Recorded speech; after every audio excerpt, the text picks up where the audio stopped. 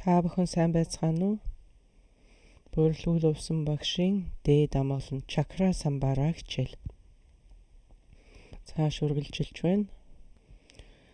За ингээд хүмүүсийн асуусан асуултыг харж байхад дээд амгалант чакра самбарагийн энэ хөл дор одоо гიშгэгдсэн байгаа тэр тэнгэрийн талаар энэ төр асууж байна. За ингээд одоо дээд амгалант тандрын ёсны авшиг хүртсэн хүмүүст үүсгэлийн зэрэгт орох тийм хэрэгтэй болдог. За ингээд ядмын үүсгэл хийх хэрэгтэй болдог гэсэн үг. За тийм авшиг хүртсэн хүмүүсийн хувьд бол энэ ядан бурхныг маш нарийн детальтайгаар за дэстэ бүх юм юу бэлэгдсэн тэр бүх бэлэгдлийн гэн мэдэж ингэж энэ үүсгэх ийм дадлагыг хийдэг. За ингээд ядмын өгөөзөр буюу өөрсдийгөө энэ ядан болгон бүтээх тийм бяцлаглыг хийдэг гэсэн үг. Тэгэхээр бидний өнөөдөр зааж байгаа хичээл бол төгсгөлийн зэргийн хичээл. За тэгэхээр эхлэн сурагчдын хувьд энийг ингээд бүрэн дүрслэх тийм болцоогүй гэсэн үг.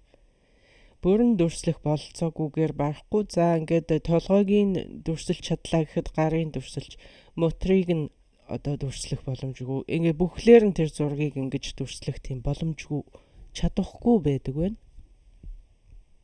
За ингээд нэлийн дадлага, бясалгал хийсний эцэст яванда бүх шинжүүдийг нь бэлэгдлийг нь нарийн детальтайгаар бүгдийг ингээд тод тунгалаг яг нүдээр харж байгаа мэт тийм хардаг, харж байгаа мэт тийм тодхон хардаг болдог байна.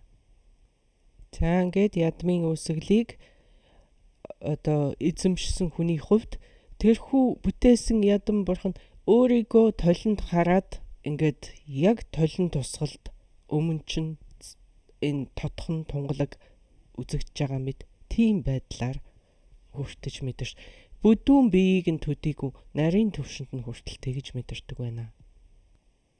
За ингээд одоо маш тод тунгалаг харж эхлэхийг одоо нэг бүрчлэн детальтайгаар ингэж бүтээхийг бид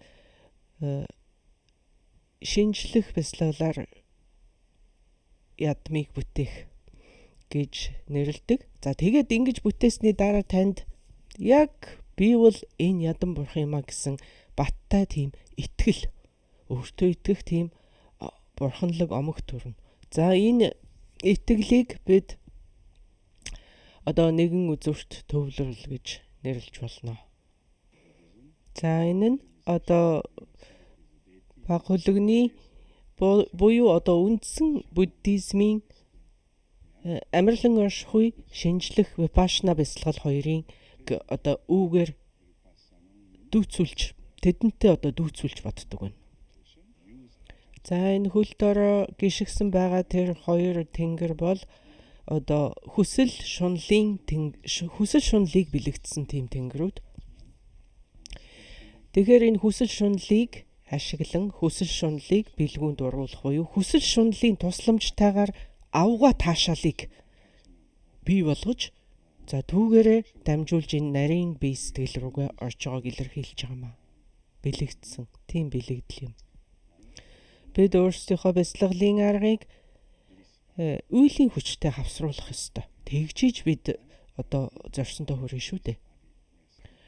Энэ шунлаар та таашаалыг амсна. Тэгээд энэ таашаалыг амснаар та шунлаас чөлөөлөгдөнө. Энэ их сонин штэ. Их сонин харьцаатай. Танд энэ шунал хүсэл гэж байдаггүй үлд танд тэр таашаал төрөхгүй байхгүй. За ингээд зарим хүмүүс энэ яг духны хүрт хаана байх юм бэ гэж асуусан байгаа. Энэ бол одоо яг бэлгийн мэлми байдаг тэр цэгт. Бурхан багшийн энэ голд нэг цэг байдаг. За дархийн голд байгаа ер нь ингээд яг энэ бэлгийн мэлми байх тэр цэгт юмаа гэж ойлгоход болно. Тэгвэл дотгошоо энэ гол судлан дотор бид төвлөрөх юм. За ингээд түүнээс яг 12 хуруу зайтай таны хоолой хүрт байна гэж үзэх хэрэгтэй. Хоолой хүртнээс мөн 12 зайтай зүрхэн хүрт байх ёстой. За тэгээ зүрхэн хүрт, хүн хүрт хоёрын хооронд дахиад нэг хүрт байгаа. Бид онцгийн тэр хүртийг одоо тодорхойлж ярьдаггүй. Тэгтээ дахиад нэг хүрт байгаа. За тэгээд яг хүйснээс бидний энэ хүйснээс 4 доошо зайтай хүн хүрт байгаа гэж үзэх хэрэгтэй. Энэ дандаа энэ яг 12 зайтай байж байгаа хүртнүүд. За ингээд том гүзээтэй хүмүүст бол одоо тэр тооцоолоход хэцүү байгаа нь энэ миний асуудал биш шүү. Энэ гүзээтэй хүмүүсийн өөрсдийнх нь асуудал шүү гэж. За энэ тоглоом шүү гэж багшилж байна. За ингээд хүн хүртнээс доошоо дахиад 12 зайтай таны нууцын хүрт байгаа. Нууцын хүртнээс таны за тэгээд нууцын хүртнээс мөн 12 зайтай таны нууцын эрхтний хүрт байх нэ. За ингээд таны одоо гидсний тэр дизайн загвар нь ямар юм байгаа нь тэрнээс шалтгаалаад ингээд баг зэрэг өөр байж магадгүй. Ер нь тооцоолоход амаргүй байж магадгүй. За энэ тоглоом шүү. Тэгтээ би тоглоомоор хэлдгийн гидсний 6 булчинтай хүн бол тэр дадлагын хүч шүү дээ. Тэр бол үеийн хүч биш, дадлагын хүч. За гидсний харин нэг юм том гүзээтэй хүн бол тэр бол одоо үеийн хүч юм а гэж би одоо тоглоомоор хэлдэг.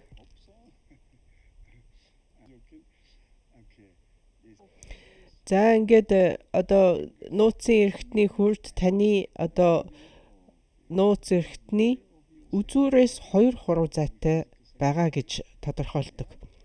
Тэнд байх болов гэж би найдаж байна. Тэнд байхгүй л одоо тэгээд тэр одоо байгалийн буруу болж таарах бах та. За ингээд энэ нэлээд ийм эмзэг сэдв учраас энийг хүмүүс нэг их айхтар тэгж тодруулж ярьдаггүй. Яг хааны ингээд бас багш нараас асуугаад авахд бас хэцүү байдаг.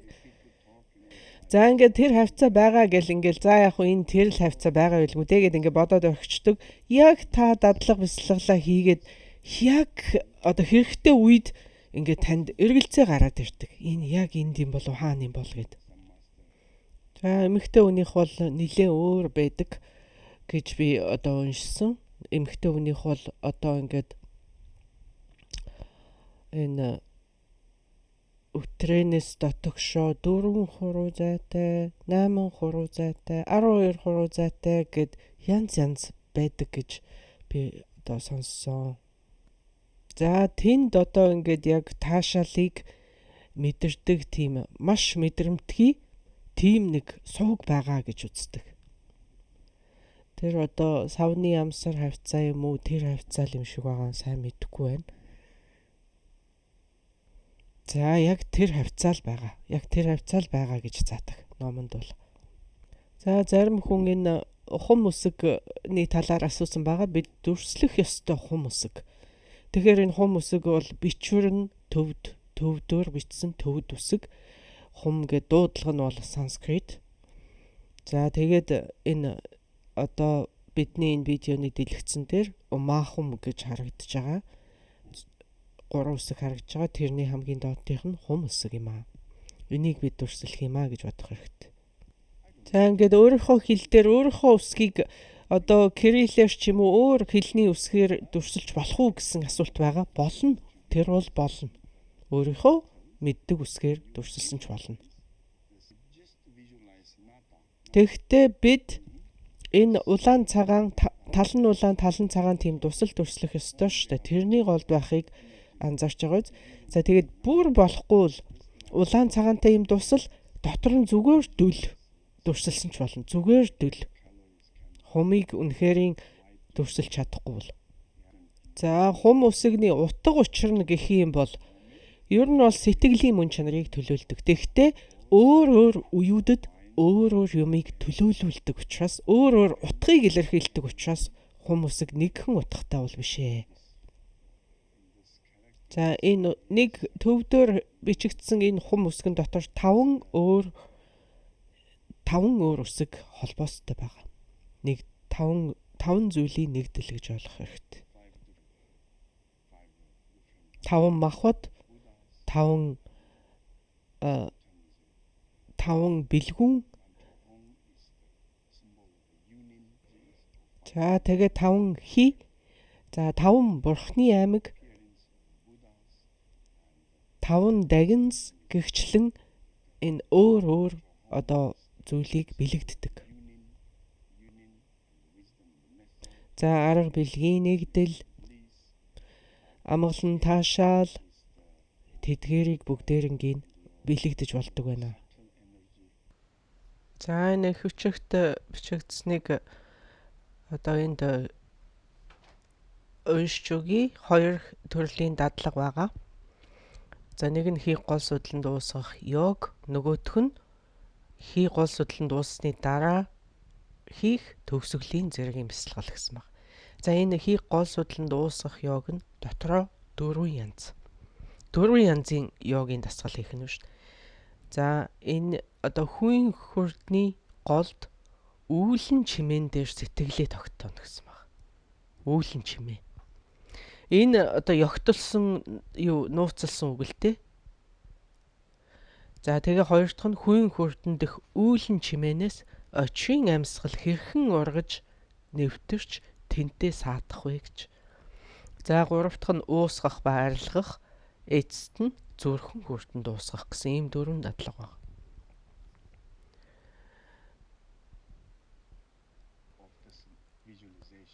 Үүлэн чимээ гэдэг нь бидний энэ дүрслэлийн нууц нэр нь юм.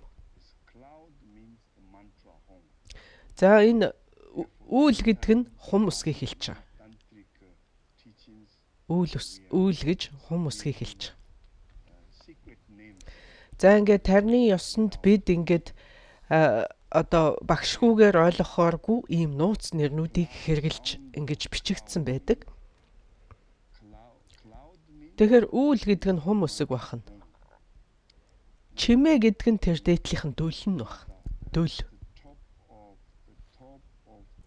Хум үсэгний дээд үзүүрт нэг тэр жижигхэн дүл дээшээ ингээд үзүүр ингээд нарийсан дүл байгаа үст тэрийг надаа гэдэг энэ дүлийг чимээ гэж хэлсэн баг. За энэ хум үсгийг бид улаан цагаан туслан дотор байгаагаар дүрслэнэ. Энэ нэг л тусал юм. Нэг туслын доотлол нь улаан, дээдлэл нь цагаан. Тэгэхдээ энийг заримдаа зүгээр бүхлээр нь нэг ийм улаан туяатай ийм тусал байгаагаар дүрсэлсэн ч бас болдог. За тэгээ тэрний голд бид хум үсгийг дүрслэнэ. Тэгчээд хум үсгний өнгө нь бас цагаан мөртлөө улаан дуу туяатай. Улаан цагаан хоёр өнгийг холчхоор ингээд нэг улаавтар цайвар улаан болчихно да. За тийм өнгөтэй. За их хүчигт бол энийг одоо хацрын өнгө шиг юм ягаан гэж дүрсэлсэн байдаг. Яг биднүүсийн хацар нэг айхтар ягаан биш л дээ. Тэгтээ нүүр ингээд цайвар нэг жиг дүнгтэй байхад яг хацрын энд ирэхээр арай жоохон улаавтар байдаг штэ. Тэрийг хэлж байгаа. Төвдүүдэд ийм улаан гацартай төвдүүд айгүйх байдаг. Энийг биднээс одоо маш гоо үзэсгэлэнтэй гэж үздэг л дээ төвдүүд. За тэгээд гоё гэж үздэг учраас тэр улаан биш хацартайнууд нь хацраа ингээд улайлгах юм дүрхчийдэг байна. Тэгээ одоо цагт тиймгүй болсон байж магадгүй. За ингээд яагаад ийм хацар нь улаан байд юм бэ гэхээр энэ төвдийн зарим эмийн ургамлаас болдог байж магадгүй саралгийн мах их иддэг болооч тэр байж магадгүй. Бараг л за тэр нь баг үнэн байхаа да. Тэгээд Монгол хүмүүс бас улаан хацартай байдаг та нар мэдхүү. Тэд ч ихсэн саралгийн мах иддэг. За тэгээд олон өөр төрлийн мах идж байгаа л да. Тэрнээс болдгүй ч үж магадгүй юм. За эсвэл магадгүй их өндөрлөг газар байдаг хүмүүс тийм байдаг ч үж магадгүй шүү дээ тийм ээ. Одоо гэмлээ Монгол улс ч гэсэн их өндөрлөг учраас тийм далайн төвшнөөс дээшээ өргөгдсөн тийм газрын хүмүүс ийм улаан хацартай байдаг ч гэж магадгүй маа. Хүчил төрөгч их хангалттай байдаг ч юм уу. За мэдгүй. За ингээд бид одоо доод тал нь улаан, дээд хагас нь цагаан ийм дусал түүний голд хум үсэг. Хум үсэгний дээд ороо дээр мөн улаавтар ийм өнгийн дүүл байгаа. За ийм дүрслэлийг бид хүн хүртэндээ тэг гол судлан дотроо үүсгэнэ. За энэ надааны үзүүрээс гарч байгаа гэрэл 5 өнгийн гэрэл байх учиртай үг нь. За ингээд дөлнөөс цасарч байгаа гэрэл нь 5 өнгийг тэгтээ хум үсэг өөрөө маш гэрэлтэй, маш их ийм гэрэлтсэн байдлаар бид тэгж дүрслэх учиртай. За энэ өмнөх хичээлдэр бид одоо бэлтгэлийн дадлага 4 хүч, за тэгээд судлуудын дүрслэл, за судлуудыг цэвэрлэх, тэгээд гол йогийн дадлага гэж хэлсэн байгаа. Гол йогийн дадлага гэдэг нь бидний энэ улаан цагаан дуслыг дүрслэхийг хэлж байгаа. За түүний голд хум үсэг, хум үсгийн дээд үзүүрт нада дөл байгаагаар дүрслэнэ. За бидний төвлөрлийн цэг бол тэр дөлний үзүүр. Хэрвээ та үнэхэрийн тэнд одоо яг зөв төвлөрч чадах юм бол, за таны одоо дотоод хийнүүд гол судал руу үнэхэрийн урсаж уусаад тэгээд таны томоогийн гал асна. Томоогийн гал асна. Томоогийн гол аяндаа асах нь шүү дээ. Зүй ёсоор чамаараа. За энэ томоогийн гал гэдэг бол яг одоо оригиналаараа энэ хэ базар буюу чакра самбара дандраас гарч ирсэн зүйл юм уг нь. Тэгэхээр дээд амгалан дандрын сургаалаас гарч ирсэн ухагтхан бол тэр томоогийн гал байна шүү дээ. Тэгэхээр тэр үүлэн чимээн дээр та үнэхэрийн сайтар төвлөрч чадах юм бол ингээд амжилттай төвлөрч чадах юм бол гэж байгаа юм л да. Амжилт гарах юм бол одоо таны томоогийн гал аснаа. За ингээд та хэр удаан төвлөрөх вэ гэвэл 3-аас 4 цаг ямар ч сатаарлгүй тэгж төвлөрч чадах юм бол таны гол судлан дотор хүн хүртэнд томоогийн гал ирнэ. За хэрвээ та яг зөв газараа төвлөрөхгүй ингээд буруу газараа буруу байрлал дээр төвлөрөх юм бол, за тэгвэл одоо таны сэтгэл үнэхэрийн тайвширна. Сэтгэл чинь амгалантай, тайван, тогтвортой болно. Тэр. Тэгтээ томоогийн гал асахгүй байна. Амгалантай, тайвширсан сэтгэл томоогийн галыг одоо бий болгоход хангалттай биш байна шүү дээ. За тэгээ зогсохгүй таны энэ анхаарал маш чанартай төвлөрөл байх ёстой. Хэрвээ хитрхи хатуу ингээд бүр өстө бие чангалаад ингэж амар төвлөрөх юм бол таны сэтгэл бас хямарчна. Хитрхи амгалантай ингээд байх юм бол та живж магадгүй. Унтаарна гэсэн үг. Унтаарна. За ингээд бяцлаглалын 2 дайсан яг нөгөө догшрол, живэлт 2 хоёулаа гарч ирнэ гэсэн үг. Тэгэхээр энийг тохируулах нь шүү дээ. Чанарыг нь маш чанартай төвлөрөх ёстой. Тэгэхээр ямар байвал чанартай гэж байгаа вэ гэвэл амгалантай тэгсэн мөртлөө тодорхой.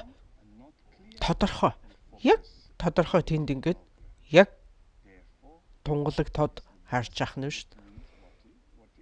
За тэгэхээр ямар төвлөрлийг чанартай гэх вэ гэх нү гэхээр амгалантай яг л огторгүй шиг. Тэгээд тод тунгалаг нь яг л нарны гэрэл шиг. За ингэж зөрлөдөг байна. За энийг би урд нь ч гэсэн та бүхэнд хэлжсэн, та бүхэн санаж байгаа бол таны гол судлаар гүйж байгааг яаж мэдэх юм бэ гэвэл таны баруун зүүн хоёр самсаагаар орж байгаа амьсгал тэнцвэрчээд ирнэ. Баланстай болоод ирнэ. За гэхдээ одоо өөр мөчүүд бас байдаг байна. Баруун зүүн судлуу тэнцдэг тийм өөр мөчүүд бас бай. Өдөрт нэлээд хэдэн удаа энэ явагддаг гэсэн үг. За ингээд шинэ сар гарахад, бүтэн сар гарахад за маш их зүрхний өвчний үед, тодорхой зүрхний өвчний үед, за ингээд сэтгэл маш гутралтай байх үед, яг нас барахын өмнө зэрэг тийм үеүүдэд бидний баруун зүүн судал автоматар тэнцвэрч идэг байна.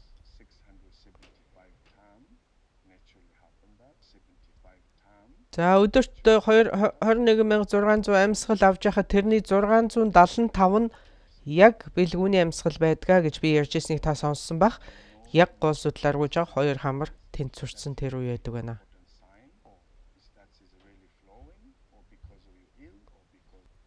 За тэгэхээр хий гол судлаар гүйж ийна гэсэн маш чухал шинж тэмдэг бол баруун зүүн 2 хамраар орж байгаа амьсгал тэнцвэрчсэн байдаг байна. За тэгвэл та яг яаж мэдэх юм? Та ямар нэг өвчний улмаас ч ингэж амьсгалаад байгаа мó? Эсвэл яг одоо нас барах гэж байгаа мó? Тэрийг яаж мэдэх юм гэж бодож болно доо.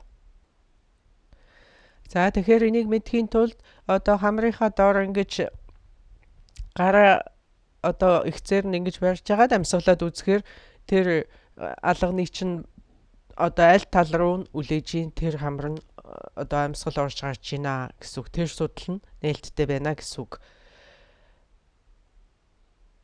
Тэгээд ингээд төвлөрөөд бясалгаад ирэхээр чинь энэ хоёр аяндаа тэнцвэрчиж ирнэ. За ингээд бясалгал хийхийнхаа өмнө аль судлаар нь ингэж амьсгал гүйж ийн шалгаж болно. Тэгээ голдуу энэ тэнцвэрчээгүй байдаг. Тэгээд та энэ яг одоо энэ үүлэн чимээн дээр ингээд төвлөрөөд эхлэх юм бол төвлөрч эхэлсэн тэр мөчөөс чинь эхлээд гол судлаар амьсгал гүйж эхэлдэг байна. Тэгэхээр миний хэлэх гээд байгаа зүйл бол нэг удаа ингэж тэнцвэрчих нь хангалттай биш ээ гэсэн үг. Та санамсаргүй байдлаар ч гэсэн энэ тэнцвэрчиж болно штэ л гэсэн үг байхгүй юу? За харин та яг бясалгал хийх үеэр энэ ингэж тэнцвэрч байгаа бол энэ таны гол судлаар гүйж ийна гэсэн үг. Таны баруун зүүн судал одоо ингээд тэнцвэрчээд яг гол судлан дээр тогтвортой гол судлаар тогтвортой гүгээд эхэллээ гэж бодох юм бол одоо тэр үед танд орж гарах амьсгал байхгүй болно гэсэн үг. За ингээд амьсгал зогсдог байна. Тэгэхдээ ингээд амьсгал зогсох ийм мөч болгон бас яг гол судланд одоо тогтворчсон байна гэж үзэх албатай биш. Таны сэтгэл ингээд маш амгаланд одоо амарлан оршихуд хүрэхэд мөн амьсгал зогсно. За ингээд шаматагийн үед хүн унтаараад ирэх үед живэлт болох үед бас амьсгал орж гарах амьсгал зогсох нь байдаг. За ингээд бомбын амьсгал хийх үед бомбын амьсгалын дасгал хийх үед олон удаа хийгээд ингээд одоо амьсгалаа биеэрээ ингээд тархаач их тархаачхаар дараа нь бас орж гарах амьсгал байхгүй болдог. Тэгэхээр орж гарах амьсгал байхгүй болох болгонд хий гол судланда тогтворчсон байна гэсэн үг бас биш бахнэ. За ингээд орох гарах амьсгал байхгүй байна гэдгээ яаж мэдэх юм бэ яг таг?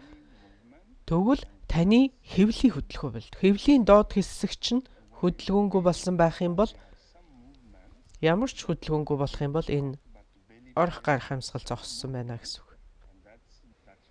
За ингээ хэвлийд ямар нэгэн хөдөлгөөн байх юм бол хичнээн та амьсгалахгүй байлаа ч гэсэн таны гол судланда байна гэсэн үг биш ээ.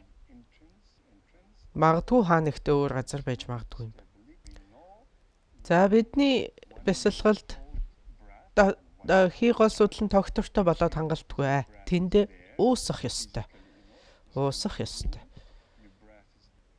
За тэгвэл бид энерги одоо гол судланд уусныг яаж мэдэх юм бэ гэвэл яаж мэдэх юм? За энийг мэдхийн тулд та амьсгалаа ингээд гидсэндээ барина. Гидсэндээ ингээд бариад үзэхээр чинь тэнд яг нэг юм байгаа. Энэ амьсгал байгаа. Таны гиз чинь одоо дүүрэн байгаа. Тэгээд энэ одоо жоохон энэ тэнд мэдрэмжүүд үүсэн штэ. Ийм байгаал бол одоо уусаагүй байна. Уусаагүй байна гэсэн үг. Тэгээд та амьсгалаа барьж чадахгүй л гаргана штэ.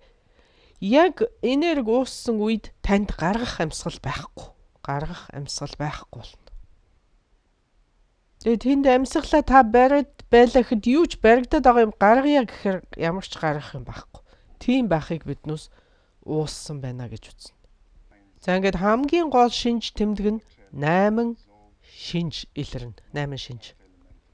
Шороо махбод уусахад утаа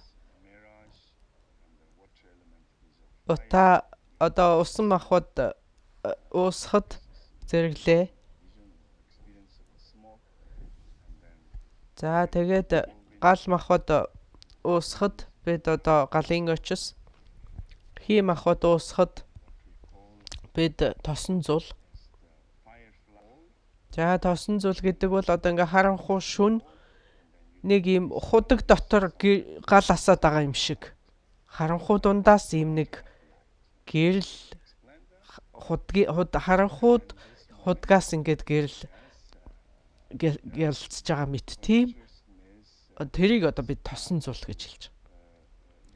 За ингээд одоо хий махбод ухамсарт уусахад бид тосон зул үзээд ухамсрын махбод уусахад энэ үед таны одоо 5 метр хөвөл хураагдсан байна. Тэгээд бодол өгөө болсон байна. За ингээд цагаан гэрлийн окторгуй, улаан гэрлийн окторгуй, хар гэрлийн окторгуй, түнэр харанхуйд ууснаа. За ингээд гэгэн гэрэл. За энэ гэгэн гэрэлт бид хүрэх гээд байгаа шүү дээ. За ингээд энэ 8 шинж илэрхэд одоо таны төвлөрөл бол одоо амжилттай болж байна гэсэн. Тэгэхдээ энэ 8 шинжийг бас би өөр үед үздэг шүү дээ. Тэрийг санаж байгаа биз? Тэгэхдээ энэ яг уусалт, гол судланд уусалтын үед энэ 8 шинж илэрхтэй яг тогтцсон энэ дарааллаараа илэрх ёстой. Хэрвээ энэ дарааллаар биш байх юм бол тэр бас яг уусалт биш байна. Энэ зүгээр өөр юмнаас болж байна гэсэн үг байна шүү дээ. Хий махбод ухамсарт уусах яг тэр мөчөд биднээс гадаад үхэл явагдлаа гэж үздэг шүү дээ. Энэ одоо клиникийн хувьд үхэл энэ хүн үхсэн гэж тооцдог чинь тэр юм. Таны зүрх цоглохоо болоод тарих чинь унтарцсан байгаа гэсэн үг. За энэ үед та бүхэн мэдж байгаа эцгээс авсан цагаан дуслын хамгийн сайн духны хүртэнд, эхээс авсан улаан дуслын хамгийн сайн одоо хүн хүртэнд байж байгаа. Нууцын хүртэнд байж байгаа. За ингээд цагаан дусал дээрээс улаан дусал доороос хөдлөөд тэр хоёрын энэ хамгийн одоо сайн хэсгүүд нь ингээд зүрхэн дээрээд нийлнэ. Энийг бид мишигба буюу одоо сарнишгүй дусал гэж нэрлэдэг шүү дээ. Зүрхэн дотор очиж тэгээ сарнишгүй дусал дууснаа. За цагаан дусал яагаад доош урсж байгаа юм бэ гэвэл усны мөн чанар урсах мөн чанартай. Улаан дусал гал махбодтой галны мөн чанар өөдөө. Зүрхэн хүртэнд улаан цагаан дусал яг тэнцүүхэн талаараа ингэж орхон нь шүү дээ. Яг тэнцүү хэмжээтэйгээр. За бидний зүрхэнд тэр улаан цагаан дусал ингээд бэж идэм байна. Тэр улаан цагаан дусал сарнишгүй дусал бидний зүрхэнд бэж идэг угаасаа. За тэгвэл цагаан дусал дээрээс урсаад одоо тэр сарнишгүй тусалж шингэн. За энэ үед бид эхний хоосныг мэдэрдэг байна. Эхний хоосон. За эхний хоосныг нь бид хоосон гэд цагаан гэрлийн окторгуй гэдэг байна. За энийг мөн дөрвөн цэнгэл, дөрвөн баясал гэж нэрлэх нь бас байдаг байна. Бид өөр нэр өгж байгаа болохоос биш утга нь адилхан. За ингээд дараа нь одоо бидний нууцын хүртэнд голдуу байдаг улаан дусал галны мөн чанартай учраас өөдөө яваад зүрхний сарнишгүй тусалд очиод нэгдэх үед бид улаан гэрлийн огторгуй буюу хоёр дахь хоосныг мэдэрдэг байна. За энэ хоёр дахь хоосныг бид маш хоосон гэж нэрлэдэг. Тэгэхээр гурав дахь хоосныг нь бид авгаа хоосон, дөрөв дахьыг нь бид бүх юм хоосон гэж нэрлэдэг байна. За энэ бүх юм хоосон яаж харагдах вэ гэвэл яг бид унтчих үед. Бидэнд ямар ч бодол байдаггүй. За ингээд гүн ойронд автсан байх үед бид үхлийн үе шиг тийм тод одоо төгс мэдрэхгүй. Тэгтээ энэ бол яг энэ дөрвөн хоосныг бид мэдэрдэг. Одоо энэ яг бүх юм хоосон гэдэг дээр очдог. За ингээд тийм учраас одоо бидэнд 9 нэгтгэл гэдэг ухагтхуун гарч ирнэ. 9 нэгтгэл.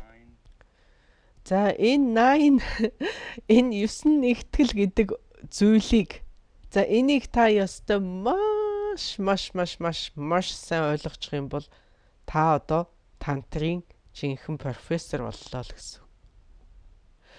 За энийг бол одоо та баг өөрийнхөө хамгийн сайн мэддэг юу ах вэ? За эзэгтэй нар бол одоо өөрийнхөө галтгоог маш сайн мэдэндээ хаана юу байгааг нь. За тэрийг мэдж байгаатай адилхан тайрны ёсыг тэгж мэдлээ л гэсэн үг.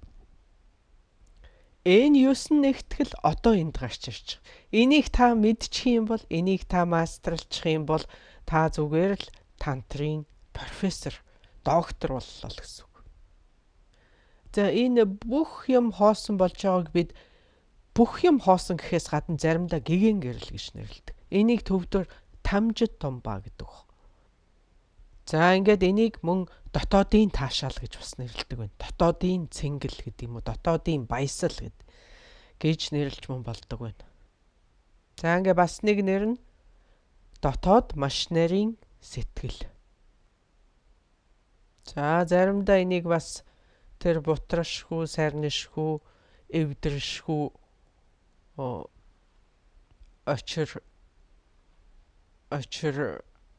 эвдршгүй очир гэж нэрлэдэг.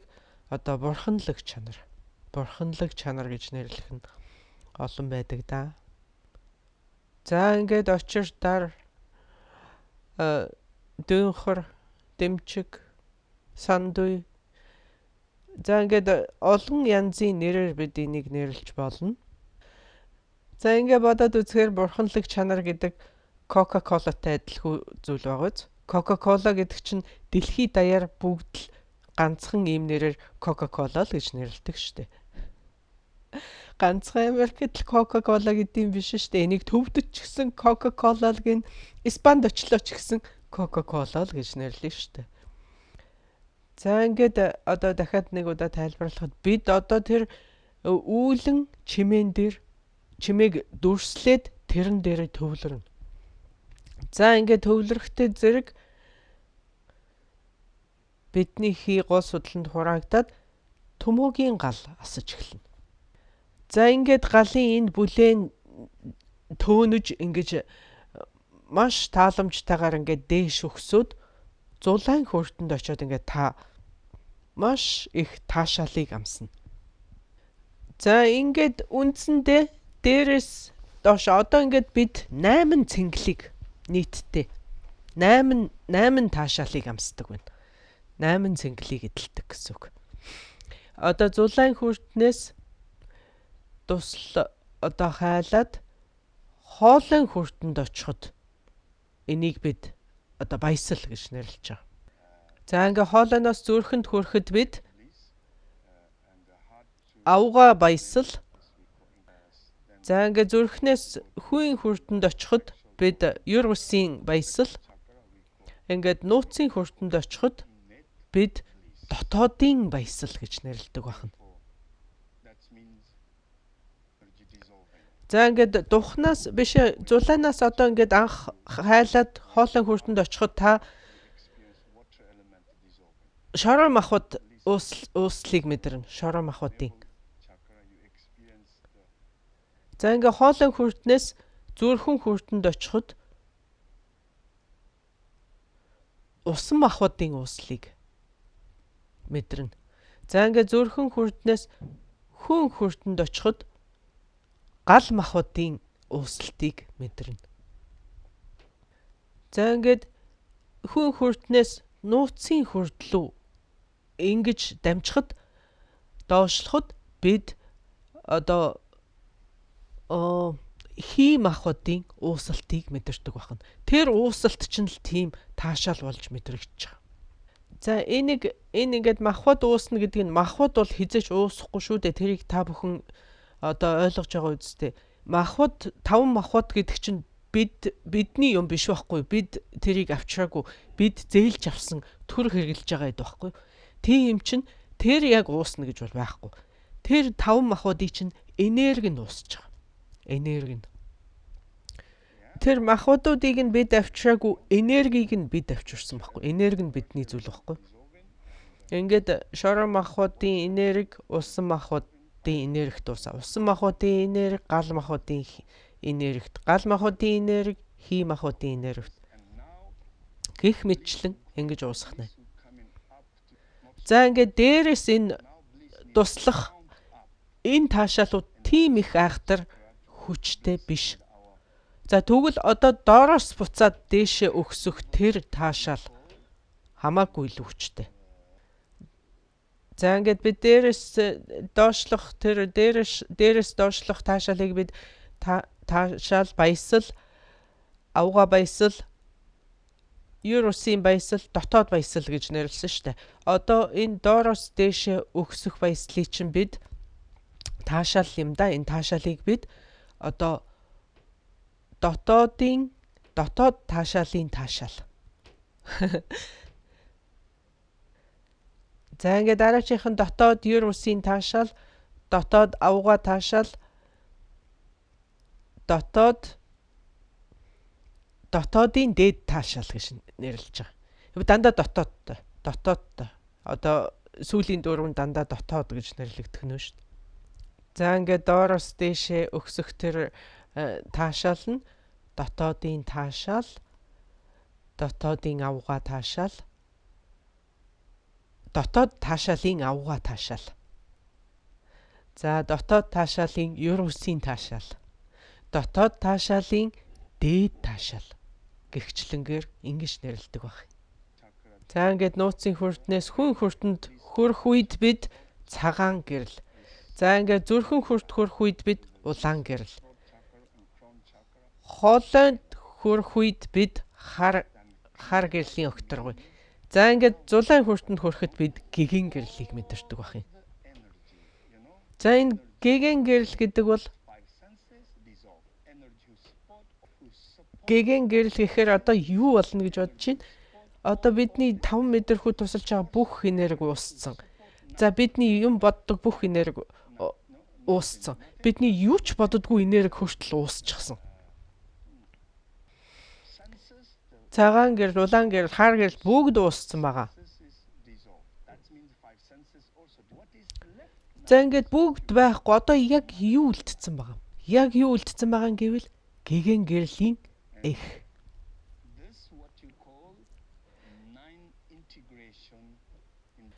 Одоо энэ гэгэн гэрлийн их энэ бидний маш нарийн сэтгэл. Энэ бидний одоо маш нарийн сэтгэл. Одоо энэ сэтгэл дээрээ бид хуусан чанарын бясалгал. Одоо хоосон чанарыг бясалгана. За ингээд хоосон чанарыг бид оноод энийг номын лагшны нэгтгэл гэж нэрлэдэг байна. Нөгөө 9 нэгтгэлийг чинь нэг нь энэ. Энэ 9 нэгтгэлийн хамгийн эхний 3 нь бидний сэрүүн үед 3 сэрүүн үед байдаг. За энэ сэрүүн үеийн 3 нэгтгэл нь сэрүүн үеийн номын лагшны нэгтгэл, сэрүүн үеийн төгс жаргалангийн лагшны нэгтгэл, сэрүүн үеийн хувилгаан лагшны нэгтгэл гэж энэ 3-ыг хэлдэг байна. За тэгэхээр энэний Энэ номын лагшны нэгтгэл гэдэг нь юу гэж юм бэ гэвэл гэгэн гэрлийн их энэ маш нарийн гэгэн гэрлийн сэтгэл дээр бид хуусан чанарыг онцгсон.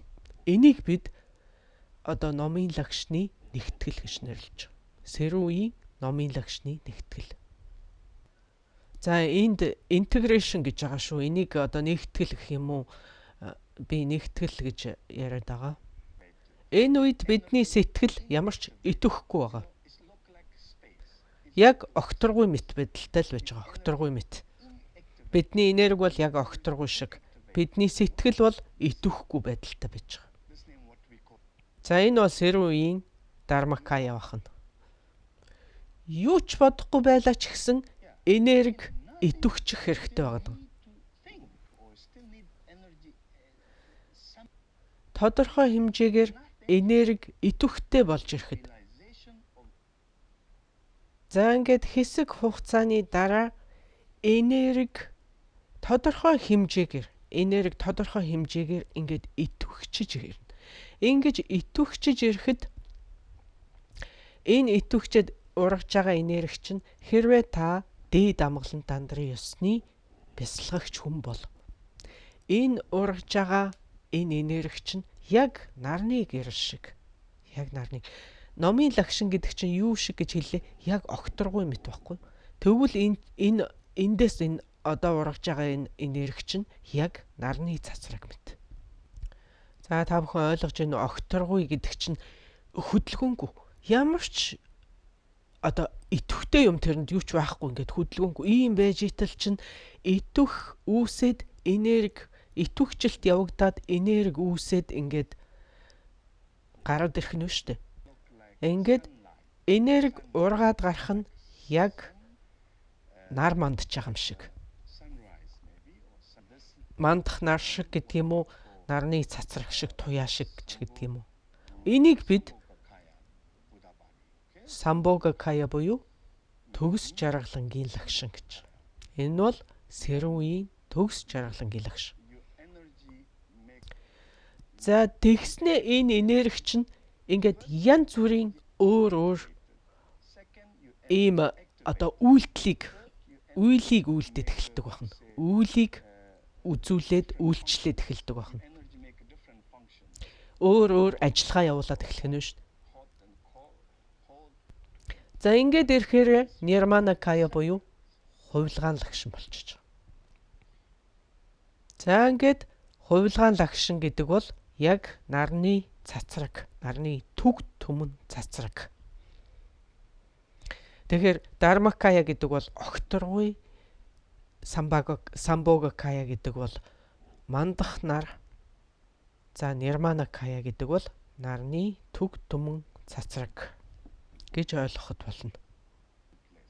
Огторгүй, нэг л ийм огторгүйд нэг л нар тэндээс цацарч байгаа нь төг түмэн. Тоо томшгүй. За та бүхэн нууцын хураангуй дандрын хичээлийг санаж байгаа бол энэ тухай маш сайн ярьсан байгаа шүү дээ. Тэрийг эргэж харахад гэмгүй. Бидний хүсэж байгаа зүйл бол төгс сэтгэл, төгс бие. Тэгэхээр Dharmakaya гэдэг чинь төгс таалал. Төгс сэтгэл гэсэн үг.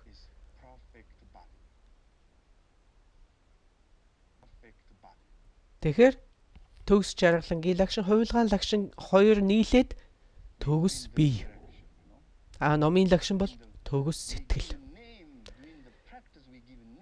За бид энийг одоо ингээд дадлага бясалгалтай ашиглахын тулд ийм янзын нэрээр ингээд нэрлээд ингээд байгаа юм л да. Dharmakaya, Sambhogakaya, хувилгаан лагшин гэд.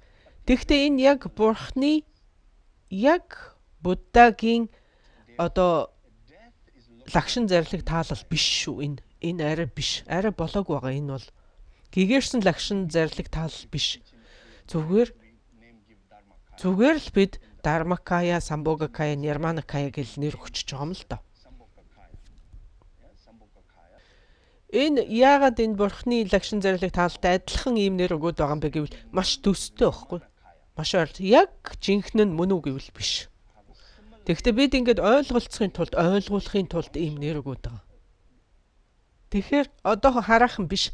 Тэгэхдээ бид яамар байна гэхээр бид үхлийнхаа үеэр номын лагшинг болмоор байна.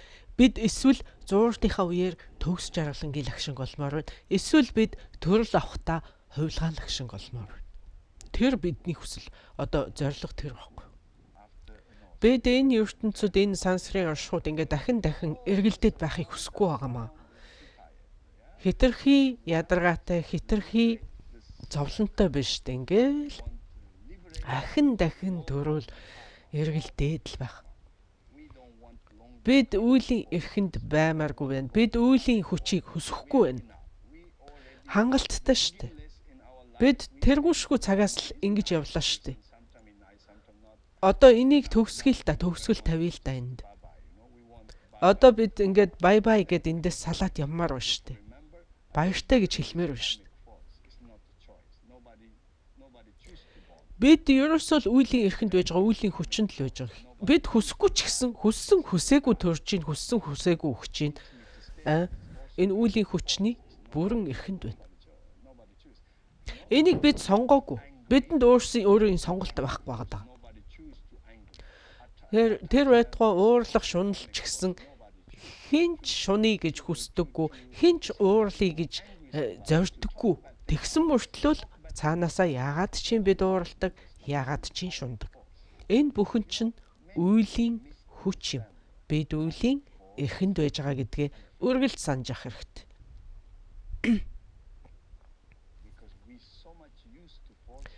Бид энэ одоо үеийн хүчний эрхэнд байгаад ингээд бүр их олон одоо сар жил 90 галваар ингээд датчихж тэрэндээ хитрхи дасцсан учраас бид энийг үеийн хүч гэж ерөөсө бодохоо болчиход байгаа байхгүй. Одоо үеийн хүч биднээс хүчээр ингээд амьдраад байна, хүчээр төрөөд байна, хүчээр уурлаад байна, хүчээр ингээд хүнд нүгэл үлдээд байна, хүчээр ингээд байна гэдгийгээ бид анзаарахгүй болцсон байгаа. Тэгэхээр энэ бүхэн бол үеийн хүч. Бид үеийн эрхэнд байна. За энэ хүрээд өнөөдрийн хичээлээ төр завсарлая. Дараачийн хичээл дээр дахин золготлоо. Баяртай.